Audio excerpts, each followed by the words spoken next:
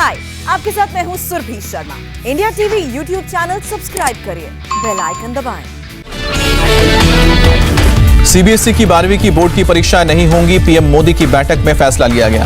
PM Modi ने कहा, बच्चों की सेहत और सुरक्षा पहली प्राथमिकता।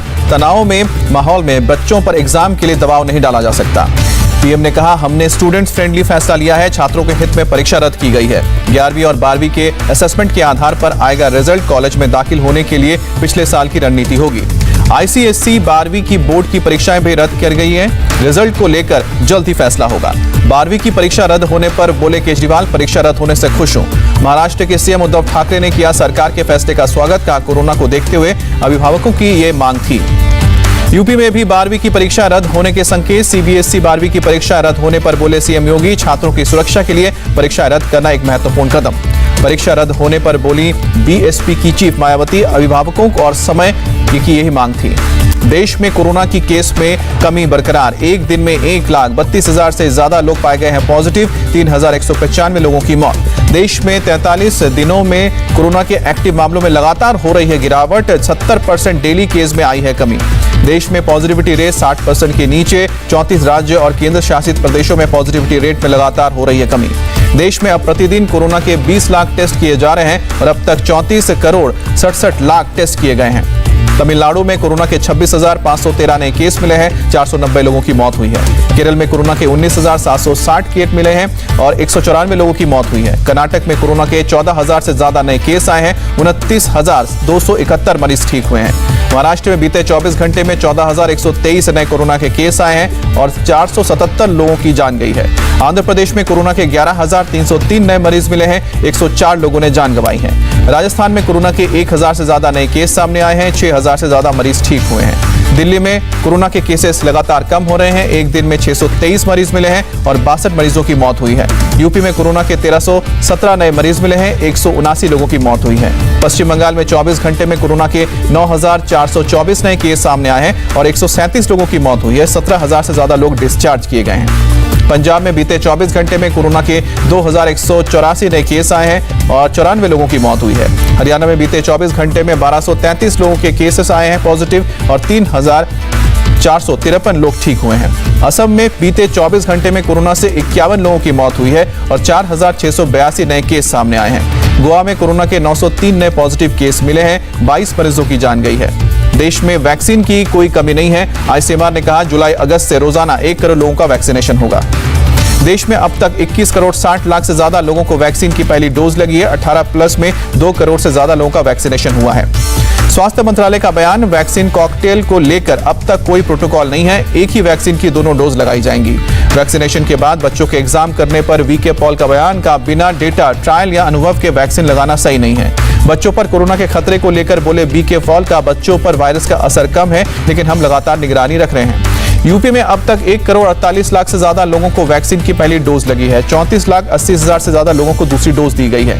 दिल्ली के ज्यादातर सरकारी वैक्सीनेशन सेंटर्स पर वैक्सीन खत्म है लेकिन प्राइवेट हॉस्पिटल में वैक्सीनेशन जारी है। रूस से हैदराबाद पहुंची 56 टन से ज्यादा स्पुतनिक वैक्सीन। विदेश से आने वाली वैक्सीन की सबसे बड़ी खेप में स्पुतनिक वैक्सीन की करीब 30 लाख डोज हैं। 90 मिनट के अंदर डिस्पैच हुआ है। सिप्ला अमेरिकी की कंपनी मॉडर्ना को वैक्सीन के लिए देगी $1 अरब एडवांस। सरकार से वैक्सीन के लिए मांगी गई है छूट।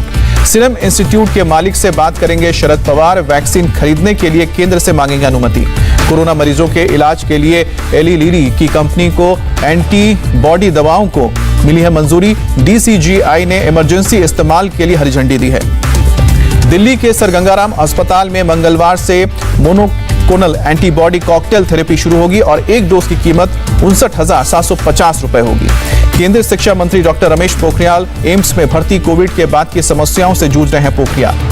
हरियाणा के सीएम मनोहर लाल खट्टर ने ली वैक्सीन की दूसरी डोज। ट्विटर पर शेयर की तस्वीर। भारतीय रेलवे ने अब तक 1357 से ज्यादा टैंकर राज्यों में भेजे हैं। 22,916 metric ton liquid medical oxygen पहुंचाई गई है। महाराष्ट्र एफडीए की बड़ी कार्रवाई। कोरोना इलाज में इस्तेमाल होने वाली 1 करोड़ 54 लाख की दवाइयां बरामद। कंपनी का मालिक गिरफ्तार। मुंबई की मेयर किशोरी पेडनेकर का बयान, कोरोना कम हुआ तो अगले साल होंगे बीएमसी के चुनाव। अधीर रंजन चौधरी ने सीएम ममता बनर्जी को चिट्ठी लिखी। मुर्शिदाबाद में ऑक्सीजन प्लांट और 2 एम्बुलेंस देने के लिए कहा। उड़ीसा के अंगुल जिले को मिला 270 बेड का कोविड केयर सेंटर, केंद्रीय मंत्री धर्मेंद्र प्रधान ने उद्घाटन किया। जम्मू कश्मीर में निजी लैब के लिए तय की गई है RT-PCR टेस्ट की कीमत 400 रुपए चार्ज कर सकेंगे। यूपी के 3 और जिलों में कोरोना कर्फ्यू में मिली छूट, 75 में से 64 जिलों में छूट। कंटेनमेंट जोन के बाहर हफ्ते में 5 दिन दुकानें खुलेंगी। राजस्थान में हफ्ते में 4 दिन सुबह 6 से 11 बजे तक बाजार खुलेंगे, स्कूल कॉलेज मॉल बंद रहेंगे। झारखंड में 10 जून तक बढ़ाई गई है पाबंदियां, कुछ पाबंदियों में दी गई है छूट। यूपी के मिर्जापुर में 51 दिन बाद खुली विंध्यवासिनी मंदिर, दर्शन के लिए सोशल डिस्टेंसिंग की पालन करने के लिए कहा गया, बिना मास्क के भी नजर आए लोग। MP के शाहजहांपुर में हैरान करने वाली तस्वीर सामने आई, बीज लेने के लिए कृषि केंद्र पर भीड़, सोशल डिस्टेंसिंग का पालन नहीं। विशाखापट्टनम में कोरोना कर्फ्यू के दौरान ट्रैफिक बढ़ने के बाद पुलिस का एक्शन, सड़क पर बैरिकेडिंग कर लोगों से पूछताछ। हरियाणा में ब्लैक फंगस से अब तक 75 लोगों की मौत हुई है, 734 मरीजों का इलाज चल रहा है। M4V के वितरण पर दिल्ली हाई कोर्ट की केंद्र को निर्देश, कहा जिसके बचने की उम्मीद ज्यादा उससे पहले दी जाए दवाएं। महाराष्ट्र में अब तक 4200 लोग ब्लैक फंगस की चपेट में आए हैं। इलाज के दौरान अब तक 150 लोगों की मौत हुई है। WHO ने चीन की दूसरी वैक्सीन को इमरजेंसी इस्तेमाल के लिए मंजूरी दी है। 18+ वालों को दे सकते हैं सिनोवैक बायोटेक की वैक्सीन। इटली में रेस्टोरेंट में बैठकर खाने की मिली छूट, परिवार और दोस्तों के साथ पहुंचे लोग। जापान के ओलंपिक खिलाड़ियों का वैक्सीनेशन शुरू, करीब 200 लोगों को लगाया गया टीका। मलेशिया में 14 जून तक लगाया गया लॉकडाउन, लगातार 8000 से ज्यादा केसेस आने के बाद फैसला। नीदरलैंड्स ने भारत से आने वाली फ्लाइट से बैन हटाया, अब यात्रा कर सकेंगे लोग। केंद्रीय कैबिनेट की आज सुबह 11 बजे बैठक होगी, PM मोदी करेंगे मीटिंग की अध्यक्षता। केंद्र सरकार ने पश्चिम बंगाल के पूर्व मुख्य सचिव आलपन बंदोपाध्याय को नोटिस भेजा, 3 दिन के अंदर जवाब देने को कहा। आलपन बंदोपाध्याय ने फिर ठुकराया केंद्र सरकार का आदेश, नहीं पहुंचे दिल्ली। सुशील कुमार की आज रोहिणी कोर्ट में होगी पेशी, आज खत्म हो रही है कस्टडी, क्राइम ब्रांच हिरासत बढ़ाने की मांग कर सकता है। सुशील कुमार के हथियार का लाइसेंस सस्पेंड, दिल्ली पुलिस के लाइसेंस विभाग ने शुरू की कार्रवाई। डोमिनिका कोर्ट में आज मेहुल चौकसी को लेकर सुनवाई, एंटीगुआ भेजने या फिर भारत डिपोर्ट करने पर फैसला होगा। मेहुल चौकसी को भारत की लाने की तैयारी, CBI समेत तमाम एजेंसियां डोमिनिका में मौजूद हैं। CBI ने गुजरात के महसाना की एक कंपनी और उसके डायरेक्टर समेत कई लोगों पर केस दर्ज किया है। बैंक ऑफ इंडिया को 678 करोड़ का नुकसान पहुंचाने का आरोप है। प्रियंका गांधी का मोदी सरकार पर हमला, का अर्थव्यवस्था में आपदा और आपदा में अवसर ही मोदी सरकार का मास्टर स्ट्रोक है। शरद पवार से पूर्व CM फडणवीस की मुलाकात पर बोले संजय राउत, नए समीकरण से इनकार किया, कहा भूल जाएं ऑपरेशन लोटस। संजय राउत ने कहा पवार के गॉल ब्लैडर के ऑपरेशन के बाद हालचाल जानने के लिए फडणवीस गए थे। बीजेपी नेता सपन दासगुप्ता को राज्यसभा सदस्यता के रूप में फिर नॉमिनेट किया गया, महेश जेठमलानी को भी किया गया नॉमिनेट। पंजाब कांग्रेस में कलह सुलझाने के लिए बने पैनल के सामने पेश हुए नवजोत सिंह सिद्धू, का आलाकमान तक पहुंचाई पंजाब की आवाज। रिटायर्ड जस्टिस अरुण कुमार मिश्रा होंगे राष्ट्रीय मानवाधिकार आयोग के नए चेयरमैन, आज संभालेंगे पदभार। ब्रिक्स देशों की बैठक में दिखी भारतीय संस्कृति की झलक, बैठक खत्म होने के बाद सभी विदेश मंत्रियों ने नमस्ते किया। ब्रिक्स बैठक में बोले चीनी विदेश मंत्री वांग यी, कहा महामारी के मुश्किल समय में भारत के साथ खड़ा है चीन। वाइस एडमिरल रवनीत सिंह ने संभाला नेवल स्टाफ के डिप्टी चीफ का पद, वाइस एडमिरल MS पवार 31 मई को रिटायर्ड हुए थे। मुंबई के पास दहिसर में मर्डर का सनसनीखेज मामला सामने आया, पत्नी ने प्रेमी के साथ मिलकर पति की हत्या की, शव को टुकड़े कर किचन में गाड़ दिया, दोनों गिरफ्तार।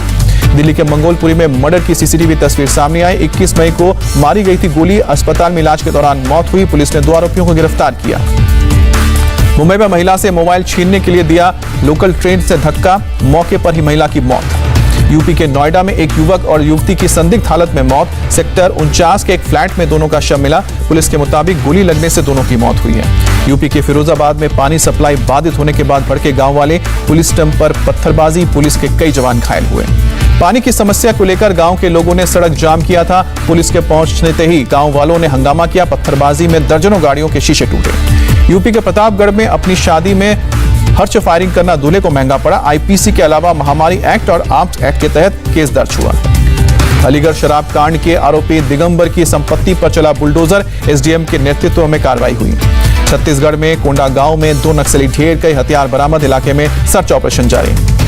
मुंबई पुलिस के इंस्पेक्टर सुनील धर्ममाने को किया गया बर्खास्त, सचिन वाजे के साथ एंटीलिया केस में आया था नाम। पटना के दानापुर में गंगा नदी पर बना पीपा पुल आंधी की वजह से टूटा, दियारा के लोगों के आने जाने से रास्ता बदला। मौसम विभाग के मुताबिक इस साल उत्तर और दक्षिण भारत में सामान्य रहेगा मॉनसून, पूर्व और पूर्वोत्तर भारत में होगी सामान्य से कम बारिश। शिमला में मौसम ने करवट ली, कई इलाकों में हुई बारिश, तापमान में गिरावट। जम्मू कश्मीर के गुलमर्ग में शिव मंदिर का सेना ने कराया रेनोवेशन, जनता के लिए फिर खोला गया। चीन में पहली बार इंसान में मिला है बर्ड फ्लू। 41 साल के शख्स में मिला है बर्ड फ्लू का H1013 स्ट्रेन। पुलिस ने फ्लोरिडा में हुई फायरिंग का सीसीटीवी फुटेज भी रिलीज किया है। वीडियो में हथियार के साथ नजर आए हैं 3 लोग। बाढ़ से न्यूजीलैंड के कैंटरबरी में टूटा ब्रिज, किसानों को हुआ नुकसान। पीएम जसिंडा ने किया हालात का जायजा लिया। कैलिफोर्निया में एक हाईवे पर की गई प्लेन की इमरजेंसी लैंडिंग, किसी के घायल होने की खबर नहीं। पिछले हफ्ते केवल 3 दिन के अंदर अफगानिस्तान में 23 नागरिकों की हत्या हुई थी। अफगानिस्तान के लिए यूएन मिशन ने जानकारी दी। इंग्लैंड के लिए आज रवाना होगी टीम इंडिया। इंग्लैंड में वर्ल्ड टेस्ट चैंपियनशिप के फाइनल के बाद सीरीज भी खेलेगी भारतीय टीम। भारत की महिला क्रिकेट टीम भी इंग्लैंड के लिए आज होगी रवाना। मेंस टीम के साथ ही जाएंगी इंग्लैंड। दौरे में 1 टेस्ट, 3 वनडे और 3 T20 मैच खेलेगी टीम। आईसीसी की बैठक में बड़ा फैसला, वर्ल्ड कप में 14 जबकि T20 वर्ल्ड कप में हिस्सा लेंगी 20 टीमें।